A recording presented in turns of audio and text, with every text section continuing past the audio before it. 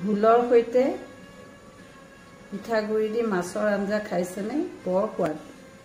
এয়া মাছ লৈছোঁ, মই ভকুৱা মাছ লৈছোঁ। ইয়াৰে অলপ বনাম। এয়া পিঠাগুড়ি, ভজা পিঠাগুড়ি এমুঠি ইয়াৰ পৰা দিম। লগত নেমু, আদা, নহৰু, সৰু চাই এটা পিঁয়াজ দিম। যিহেতু মই ভোল বনাম সেইকাৰণে এটা সৰু চাই পিঁয়াজ দিম আৰু নেমু অলপ চেপিম। নেমু লৈছোঁ, কেঁচা জলকীয়া লৈছোঁ। খালি ভোল এতিয়া বজাৰত নতুনকৈ ওলাইছে, বৰ ধুনীয়া ভোলকেইটা। এনেকৈ চাফা কৰি ল'ম প্ৰথমে। পাতলাকৈ যিমান পাৰে বাকলিটো পাতলাকৈয়ে গুচাব। এয়া মই ভোলটো গুচাই ল'লোঁ, কিন্তু পাতলাকৈ কাটিব। ভোল সদায় এনেকৈ পিঠাগুড়ি দি বনাবলৈ হ'লে এনেকৈ পথালিকৈ কাটিব, পাতল। আমাজে আমাক এনেকৈ শিকাইছিলে, দেখিছেনে? এনেকৈ কাটিব। যিমানে সৰু পাতলা কৰিব সিমানে ভোলখিনি গলি যাব। ভোলখিনি গলিলে খাই তৰকাৰীখন বেছ সোৱাদ। এয়া সৰিয়হৰ তেল 1 চামুচ দিছোঁ, অলপ গৰম কৰি লৈছোঁ।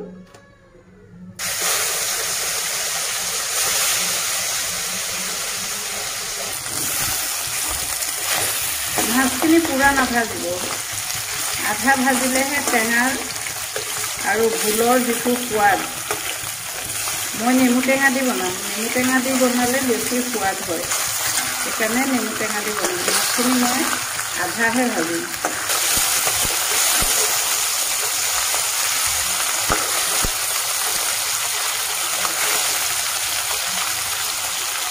সেই তেলতে মই কাৰীখিনি বনাম। মাছৰ জোল, ভোলৰ জোল যিটো বনাম ইয়াতেই বনাম। ইয়াতে তেল, মাছৰ ডাঙৰ মাছৰ তেলো অলপ ওলাই গৈছে, খাই সোৱাদ হ'ব। এয়া পিঁয়াজ অকণমান, আদা অকণমান, নহৰু আৰু কেঁচা জলকীয়া। পিঁয়াজ অকণমান এইকাৰণেই দিছোঁ, পিঠাগুড়ি দি বনালে পিঁয়াজ দিলে ভাল লাগে।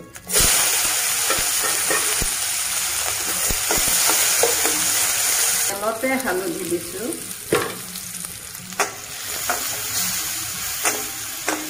তেলত হালধি দিলে হালধিৰ যিটো কেঁচা গোন্ধ সেইটো গুচি যায়। এয়া মই কাটি লোৱা ভোলখিনি ইয়াত দি দিছোঁ।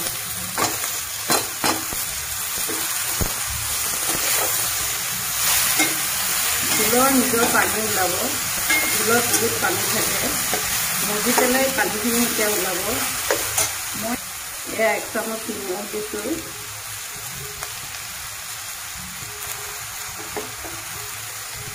মজি পেলাই পানীটো নিজে ওলাই যাব ভোলৰ। এয়া ভোলৰ পৰা পানী ওলাইছে, মজি যাব ভোলখিনি। ভোলৰ নিজৰ পানীতে মজি যাব। অলপ দেৰি ঢাকনাখন মাৰি ববলৈ দিওঁ।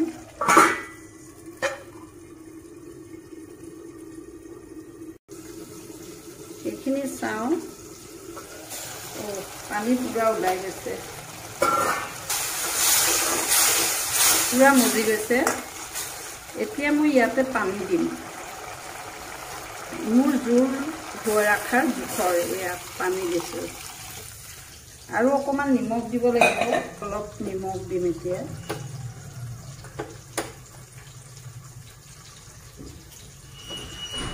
সোনকালে উতল আহিব, সেইকাৰণে বন্ধ কৰি দিছোঁ।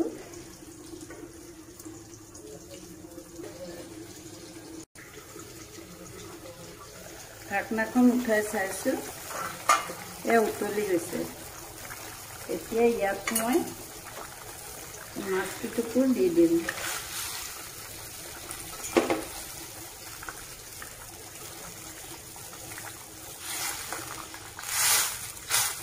মাছখিনি সিজোতে 10 মিনিট সময় লাগিব। মই যিহেতু কম ভাজিছিলোঁ, গতিকে এইখিনি সিজিবলৈ পুনৰ ঢাকনাখন মাৰি দিছোঁ। আমি চাওঁ আহকচোন, মাছটুকু সিজিছে নেকি।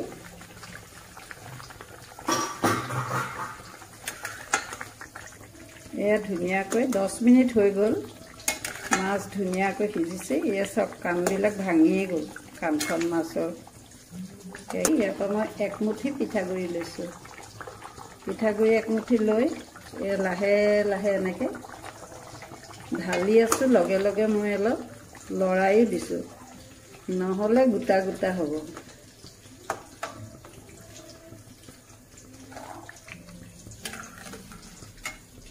আমাৰ আইতাহঁতে এনেকৈ বনাইছিলে। মই কাটি দিম নেমু। আপুনি বেছি টেঙা নকৰিব, বেছি টেঙা দিলেও সোৱাদ নহয়, অকণমান জোখৰ টেঙা দিব। এয়া নেমু দিছোঁ চেপি। ইমান ধুনীয়া হৈছে নেমু দিয়াৰ কাৰণে। আঞ্জাখনৰ ৰং ভোলো সিজি গৈছে এয়া, আৰু মাছো সিজি গৈছে। ইমান ধুনীয়া ৰং, বহুত সোৱাদ।